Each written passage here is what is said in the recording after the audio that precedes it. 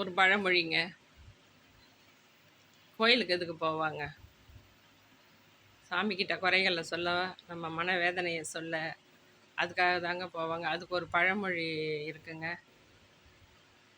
வீட்ல உள்ள பெரியவங்கலாம் இந்த பழமொழிய சொல்லுவாங்க. கொடுமன்னு கோயிலுக்கு போனாங்களாம். அங்க 2 கொடும ஜிங்கு ஜிங்குன்னு ஆடிச்சாம்.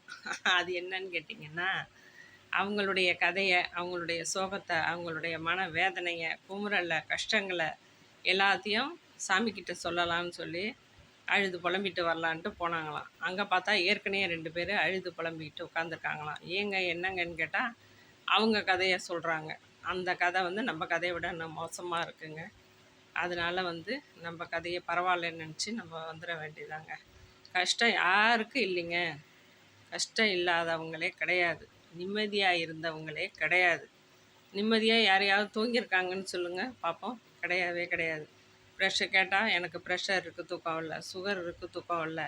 எனக்கு மன வேதனை, மன அழுத்தம், குடும்ப கஷ்டத்தை நினச்சா தூக்கமே வரல, நிம்மதியாக சாப்பிட முடியல. நிம்மதி யாருக்கிட்டேயுமே கிடையாதுங்க. அதனால தாங்க அந்த காலத்தில் சொல்லுவாங்க, கோயில் குளத்துக்கு போயிட்டு வாங்க நிம்மதியை தேடி அப்படின்னு சொல்லுவாங்க. அதுக்காக தான் அந்த பழமொழி. கொடுமைன்னு கோயிலுக்கு போனால் அங்கே 2 கொடுமை ஜிங்கு ஜிங்குன்னு ஆடிச்சு அப்படிம்பாங்க.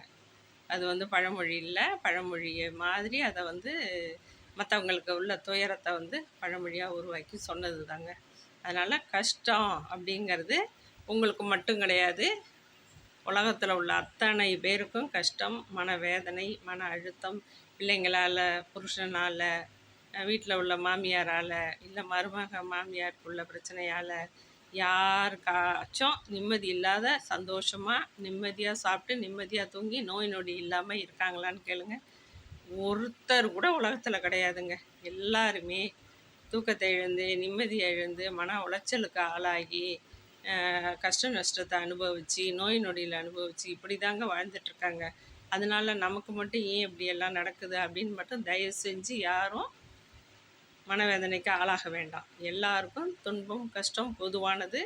எல்லாருக்கும் உருவானது தான் உலகத்தில். எல்லாருக்கும் உருவாகினது, எல்லாருக்கும் அதை அனுபவித்து தான் தீரணும். அதனால் தனக்கு மட்டும் ஏன் இப்படி நடக்குது அப்படின்னு சொல்லிட்டு நீங்கள் வந்து எந்த ஒரு முடிவும் எடுக்காமல் இருக்கிறத, இன்றைய பொழுது நல்லா போச்சா, நாளைய பொழுது நல்லா போச்சா, நாளைக்கு என்ன வேணும், இருக்கிறத ப்ரிப்ரேஷன் பண்ணி நிம்மதியாக வாழ கற்றுக்கோங்க. நிம்மதி எங்கேயும் கிடைக்காது, கடையிலையும் கிடைக்காது. கடல் ஓரத்தில் கிடைச்சா கிடைக்கும். செத்த நாழி அந்த கடல் அலையை பார்த்தா ஒரு 5 நிமிஷம் நிம்மதி கிடைக்கும், அவ்வளோதாங்க. அடுத்த நிமிஷம் நம்ம துன்பம் அட்டாக் பண்ண தான் செய்யும். அதனால் நிம்மதியாக இருந்தவங்க யாருமே கிடையாது. எல்லாருக்கும் உள்ளது தான்.